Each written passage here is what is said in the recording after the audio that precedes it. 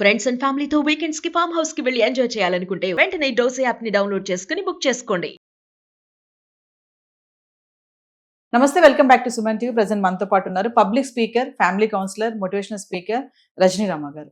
నమస్తే మ్యామ్. నమస్తే నవీన. మేడం, మల్కాజ్గిరిలో జరిగినటువంటి ఇన్సిడెంట్ ఎంత దారుణం అంటే పేరెంట్స్ పిల్లల్ని చంపడం అనేది మనం చాలా వీడియోలో మాట్లాడుకున్నాము. అంటే ఆ రిలేషన్, ఆ బంధం అనేది మర్చిపోతున్నారు. ఒక సాడిస్ట్ లాగా తయారవుతున్నారు, సైకోల్లా తయారవుతున్నారు.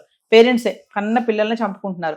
మరి మల్కాజ్గిరి ఇన్సిడెంట్ చూసుకుంటే మా అమ్మాయిని దేవుడు మళ్ళీ పుట్టిస్తాడు అని చెప్పి నేను చంపుకున్నాను అని చెప్పేసి ఏమో చెప్తుంది ఆవిడ. పాపని 7 years పాపని పైనుంచి పడేసింది అంటే ఎంత దారుణం అంటే అంత దారుణం. మరి ఒకసారి వివరాల్లోకి వెళ్తే, మామూలుగా సైకలాజికల్గా ప్రాబ్లమ్స్ ఉన్న వాళ్ళ దగ్గర పిల్లల్ని పెట్టడం అనేది ఎంతవరకు కరెక్ట్ అంటారు? అంటే ఆమెకి ఏమైనా సమస్య ఉందా? గతంలో కూడా మనం ఇలాంటి కొన్ని చూసాము. అదేదో తాంత్రిక పూజలు చేసి దేవుడు మళ్ళీ అది ఇస్తాడు, ఇది మూఢనమ్మకాలు తోటి. తర్వాత మనం పాత సంఘటన ఒక 10 సంవత్సరాల క్రితం జరిగింది. అప్పుడు కూడా దేవుడు రక్షిస్తాడు అని చెప్పి భర్త చనిపోతే తను కూడా అలాగే మంచంలో ఉండిపోయి స్కెలిటన్ అయిపోయి చనిపోయింది. పిల్లలు ఎవరికి చెప్పకుండా ఇంట్లోనే ఉంచి, నెల్లూరులో జరిగిన సంఘటన. భర్త బెడ్ మీదే ఉంచుకుంది, తను కూడా అలాగే అయిపోయింది. పిల్లలేమో ఏం చేయాలి తెలియక రోజు ఇల్లు క్లీన్ చేయడము, ఫెనాయిల్ చల్లడం, ఎంత చేసినా కూడా చుట్టుపక్కల ఉన్న వాళ్ళకి అనుమానాలు వచ్చేస్తాయి. ఈ పిల్లలు ఇన్ని రోజులు ఒక మనిషి స్కెలిటన్ అయిపోవాలంటే ఎంత కాలం పడుతుంది?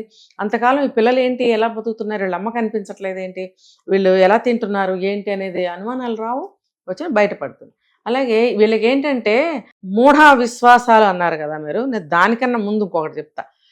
మన పూజలు కూడా చాలామంది డీప్గా పూజలు చేసి ఇలాంటి పనులు, ఇలాంటి ఆలోచనలు కూడా చేస్తూ ఎక్కువ భక్తిలోకి వెళ్ళిపోయిన వాళ్ళు కూడా మూర్ఖుల్లాగా ప్రవర్తిస్తారు. అందుకనే ఏది కూడా అతి పనికిరాదంటారు. అంత అంటే గుడ్డిగా నమ్ముతారన్నమాట. ఇప్పుడు ఒక ఏం మతమైనా సరే, మతాల గురించి మాట్లాడట్లేదు ఇక్కడ, ఏం మతమైనా సరే దానికి కట్టుబడి ఉండాలి అన్న దానికోసము కొన్ని ఉంటాయి, భగవంతుడి గురించి ఉంటాయి, అన్ని కథలు అవన్నీ ఉంటాయి. అంత మాత్రం చేత ఇలాగా మూర్ఖత్వంలోకి వెళ్ళిపోండి అని చెప్పి ఏ మతం చెప్పదు. ఇప్పుడు వాళ్ళ మతాలను పరిరక్షించుకోవడం కోసం, ధర్మాలను పరిరక్షించుకోవడం కోసం ప్రజలకి ఇలా ఉండండి, ఇలా చేయండి, ఇలా చేస్తే మంచిది, ఇలా చేస్తే మంచిది అని చెప్పడం అనేది సహజం. అది అందులోకి దిగిపోతారు, ఇంకా దిగిపోయి అది జరిగే వరకు ఎదురు చూస్తూ ఉంటారనమాట. అంత మూర్ఖత్వంలోకి వెళ్ళిపోతారు. ఇంట్లో కుటుంబ సభ్యులకు కూడా చాలా డిస్టర్బెన్స్గా ఉంటుంది వాళ్ళ పూజల వల్ల. సో అలా అది ఆ మూర్ఖత్వం వల్ల ఏమవుతుందంటే ఒక సైకలాజికల్గా ఒక రకంగా తయారైపోతారు. వాళ్ళు ఆలోచనలో ఉంటారు ఏదో. ఇంకా ఎప్పుడు చూసినా కడిగిందే కడగడము, మడి తడి అనడము, పూజలు చేయడము, టైంకి వంట చేయకపోవడం, టైంకి పిల్లల్ని రెడీ చేయలేకపోవడం, ఉండు ఈ పూజ అవని అనడం, అంత ఇదిగా వెళ్ళిపోయే వాళ్ళని కూడా నేను చూశాను. దానివల్ల ఫ్యామిలీ ఫుల్ డిస్టర్బ్ అయిపోవడం, గొడవలు, తగాదాలు, తన్నులాట్లు, కొట్టుకోటాలు ఇన్ని జరిగిపోతున్నా కూడా వాళ్ళది మానరు. ఎందుకంటే అది సైకలాజికల్గా ప్రాబ్లమే వాళ్ళకి. ఎందుకంటే అలా తయారైపోతారు. అందులోకి వెళ్ళిన తర్వాత అందులో కూరుకుపోయినప్పుడు దాని గురించే 100% కరెక్ట్ అని చెప్పి మాట్లాడతారు. మరి సైకలాజికల్ ఫీలింగే కదా అది. అలా కూడా ఉండకూడదు. అది కేవలం భక్తి పరంగా మాత్రమే కాదు, ఫర్దర్గా ఎవరితో ఎలా బిహేవ్ చేసినా, ఒక పని చేసినా కూడా అందులో కూడా ఆ వెరితనం అనేది కనిపిస్తూనే ఉంటుంది. ఏదన్నా ఒక మాట రూపంలో కానీ, ఒక పని రూపంలో కానీ అది కనిపిస్తూనే ఉంటుంది. అది వాళ్ళకి ఓకే కరెక్ట్. యువతల వాళ్ళకి ఏంటి మెంటల్ తరంగా మాట్లాడుతుంది, మెంటల్ తరంగా బిహేవ్ చేస్తుంది, పిచ్చా అని అనుకుంటూ ఉంటాము. కానీ సైకలాజికల్గా అది ఒక ప్రాబ్లమే. అలాంటి వాళ్ళకి ఇప్పుడు ఈ పాప ఉంది మల్కాజ్గిరి, తను కూడా ఏదో దేవుడు మళ్ళీ పుట్టిస్తాడని ఏదో ఒక అనుకుంటుందని అన్నారు. మరి ఇది కూడా అటువంటిదే కదా. సరే నీకు పుట్టిస్తే ఉంచుకో, మళ్ళీ ఇంకోళ్ళు కానీ ఏమైంది ఇప్పుడు. కానీ మరి దానికోసం పిల్లని చంపేయడం ఎందుకు అంటే అక్కడే అర్థమవుతుంది. సో ఆవిడ మెంటల్గా సరిగ్గా లేదు, ఆవిడ సైకలాజికల్గా ఆవిడకి ఏదో ఫాల్ట్ ఉంది. అలా ఉన్నప్పుడు ఇంట్లో సభ్యులు ఎవరుంటారో వాళ్ళు డాక్టర్కి చూపించడము, ట్రీట్మెంట్ ఇప్పించడం అనేది ఖచ్చితంగా చేయాలి. ఇంకా వాళ్ళు చేస్తున్న ప్రతి పనిని మనం ఒక కంట కనిపెడుతూ ఉండాలి. మళ్ళీ మనం కనిపెడుతున్నట్టు వాళ్ళకి తెలియాల్సిన అవసరం లేదు. అప్పుడు ఇంకోలాగా ఉంటుంది మళ్ళీ వాళ్ళ బిహేవియర్, ఒక గిల్టీగా తయారవుతారు అక్కడ. అలా కాకుండా వాళ్ళకి తెలియకుండా మనం ఒక కంట కనిపెడుతూ ఉండటము చూసాం. అక్కడ వంటలో ఏదో పురుగుల మందు ఏదో వేసి తాలింపులో ఆయిల్ అయిపోయి మరి భర్త చనిపోయాడు, తను చనిపోయింది. అంటే మెంటల్ కండిషన్ కరెక్ట్గా ఉంటే తను చూసి ఆలోచించి ఇది ఏ ఆయిల్ అని చెప్పి వేస్తుంది కదా. ఏది ఉంటుంది, ఎక్కడికో పురుగుల మందు అంటే ఇంట్లో ఉంటుందా చెప్పండి మీరు? అది ఎక్కడ ఉంటుందో మరి తెలియదు. అక్కడికి వెళ్ళి అది పట్టుకొచ్చి చేసింది అంటే తన మానసిక స్థితి సరిగ్గా లేదు, ఏం చేస్తుందో తనకి తెలియటం లేదు. ఏ వస్తువు పట్టుకుంటుందో తనకు తెలియటం లేదు. మరి అలాంటి వాళ్ళతో ఏదన్నా పని చేయించుకోవడం భయమే కదా. కొంతమంది ఆలోచిస్తూ గుడ్డలు కత్తిరించేసేవాళ్ళు ఉన్నారు. అది ఏ బట్ట అయినా కానివ్వండి, కొత్త ప్యాంట్ అవ్వచ్చు, కొత్త చీర అవ్వచ్చు, ఏదైనా కావచ్చు. అంటే వాళ్ళ ఆలోచనలు ఎక్కడో ఉంటాయన్నమాట. అది స్థిరంగా ఉండదు. చేసే పనేమో ఇలా చేస్తూ ఉంటారు. అలాంటప్పుడు కూడా చాలా జాగ్రత్తగా ఉండాలి. జాగ్రత్త కాదు, ట్రీట్మెంట్ ఇప్పించాల్సిందే వాళ్ళకి. ఇప్పుడు పసిపిల్లలు ఉంటారు, ధైర్యంగా వాళ్ళ దగ్గర వదిలిపెట్టలేరు కదా. సరే ఒక్కదాన్నే అయినా సరే ఇంట్లో వదిలిపెట్టి వెళ్ళలేరు కదా. చాలా భయంగా అనిపిస్తుంది. ఒక్కళ్ళే ఉన్నప్పుడు అండి వాళ్ళ మెంటల్ కండిషన్ పీక్కి వెళ్ళిపోతే కనుక ఆత్మహత్యలు కూడా చేసుకుంటారు వాళ్ళు. ఇలాంటి సంఘటనలు కూడా మనం చూసాం, విన్నాం. అంతవరకు ఎందుకు, మన చీమలకు భయపడే ఒక ఆవిడ ఏం చేసింది, ఫోబియా అని మనం చెప్పుకుంటున్నాం. ఇది కూడా మెంటల్ కండిషన్ సరిగ్గా లేకనే కదా. కొన్ని మూవీస్ కూడా వచ్చాయి మేడం ఇలాగా. అదే ఎవరో తనతో మాట్లాడుతున్నట్టుగా, ఎవరో ఏదో చెప్తున్నట్టుగా, నువ్వు అది పట్టుకో, అది లాగేసే, ఇలా చచ్చిపో, అది దూకేసే ఇక్కడి నుంచి. కొంతమందికి అది కూడా ఉంటుంది. అలాంటి సినిమాలు కూడా వస్తున్నాయి ఈ మధ్య కాలంలో. సినిమా చూస్తూ ఈ ఒక కేసు మనం చూసాం ఆ మధ్య కాలంలో కదా. కరెక్టే. అంటే వాళ్ళ మైండ్ అలా పనిచేస్తుంది. అది నన్నే చేయమంటున్నారు అన్నట్టుగా తీసుకుంటారు వీళ్ళు. చాలా డేంజర్ అన్నమాట. వీళ్ళకి ఇమ్మీడియట్గా 1-2-3 సంఘటనలు ఇంట్లో ఏదైనా ఇలాంటివి జరిగినాయి అంటే ఇమ్మీడియట్గా వాళ్ళని డాక్టర్కి చూపించాల్సిందే. సైక్రియాటిస్ట్కి చూపించాలి, సైకాలజిస్ట్కి కూడా చూపించాలి, తగినంత కౌన్సిలింగ్ ఇప్పించాలి, తగినంత ట్రీట్మెంట్, మందులు కూడా ఇస్తారు వాళ్ళు. వాళ్ళ మానసిక స్థితి స్టేబుల్గా ఉండటానికి మందులు కూడా ఇస్తారు. అవి ట్రీట్మెంట్ ఇప్పించకపోతే దారుణాలు చాలా జరుగుతాయి.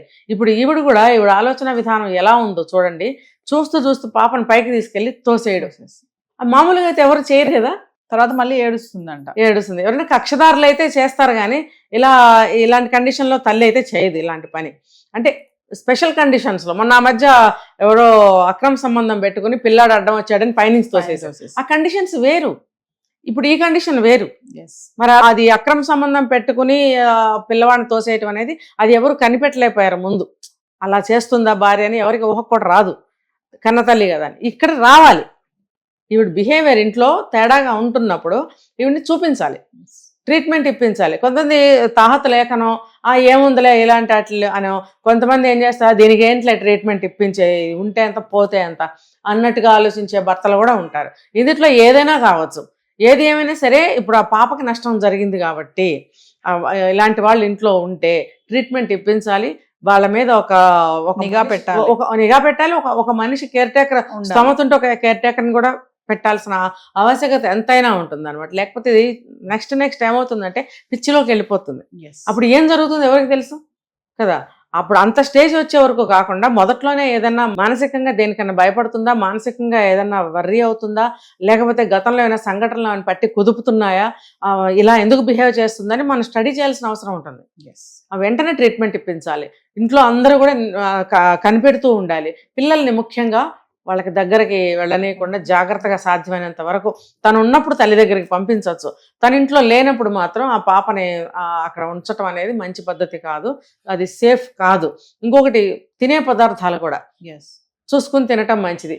నన్ను అడిగితే వంట దగ్గరికి వెళ్ళనివ్వకపోవటం మంచిది. దగ్గరలో కూడా అలాంటివి వేరే ఏం పెట్టకూడదు కూడా. ఎందుకంటే ఇది ఒక అనారోగ్యం. ఇంకోటి తప్పు పట్టడం లేదు నేను. ఇప్పుడు ఒంట్లో బాగున్న వాళ్ళని మనం వంటగదిలోకి వెళ్ళి వంట చేయండి అని అనగలుగుతామా? అనలేం కదా. ఇలాగ వీళ్ళకి కూడా ఇది ఒక మానసికమైనటువంటి రోగం కాబట్టి వీళ్ళని కూడా రెస్ట్లోనే ఉంచాలి, మందులు వేయాలి. ఎక్కువ రెస్ట్లో ఉంచితే ఆ మైండ్ అనేది కాస్త స్థిరంగా కూల్గా ఉంటుంది అనమాట. లేదు నార్మల్గానే తిరుగుతుందిగా, స్నానం చేస్తుంది, అన్ని పనులు చేసుకుని వంట చేసినా అన్నట్టుగా ఊరుకుంటారు. అప్పుడు ఏమవుతుంది, మొన్న పురుగుల మందు వేస్తే ఆలింపు పెట్టింది, ఏమైపోయింది, భర్త చనిపోయాడు. అందుకనే ఆవిడ చనిపోయింది, ఇద్దరు చనిపోయారు. ఇప్పుడు ఆ పిల్లకేమో తల్లిదండ్రులు లేకుండా పోయారు. ఇంతంత దారుణాలు జరుగుతాయి కాబట్టి వాళ్ళని ఆ అన్ని పనుల్లోకి రానివ్వకుండా రెస్ట్లో ఉంచాలి. అంతా క్యూర్ అయిన తర్వాత మళ్ళీ నార్మల్గా ఉందనుకుంటే అది ఓకే. కొంతమంది నార్మల్గా ఉంటూనే మళ్ళీ ఆ చేష్టలు చేస్తూ ఉంటారు. మనం ఏమనుకుంటాం నార్మల్గానే ఉన్నారు కదా అని చెప్పి మనం పెద్దగా కొంచెం లూజ్ వదిలేసామనుకోండి, అది ఎప్పుడు ఎటు తిరుగుతుందో అర్థంగా. నేను నా కళ్ళ ముందు ఒక కేసు చూస్తున్నా కూడా. నేను అంతా చదువుకుని అంతా మంచిగా ఉన్న ఒక అబ్బాయి బాగానే ఉంటుంటాడు, కానీ మళ్ళీ ఆ మెంటల్గా బిహేవ్ చేయటం, మాట్లాడటము, కెరీర్ పోగొట్టుకుని ఫ్యూచర్ లేకుండా అట్లా ఉంటూ ఉంటాడు. మరి అది ఖచ్చితంగా గట్టి ట్రీట్మెంట్ ఇప్పించాలి. ఎప్పుడూ ట్రీట్మెంట్లోనే ఉంచాలి వాళ్ళని. బాగా ఇంకా 100% నార్మల్ అయిపోయాడు అనుకున్నప్పుడే. కానీ మళ్ళీ కూడా అట్లాంటి లక్షణాలు తిరగబెడతాయి ఒక్కొక్కసారి, కనిపెట్టుకుంటూ ఉండాలి. Thank you.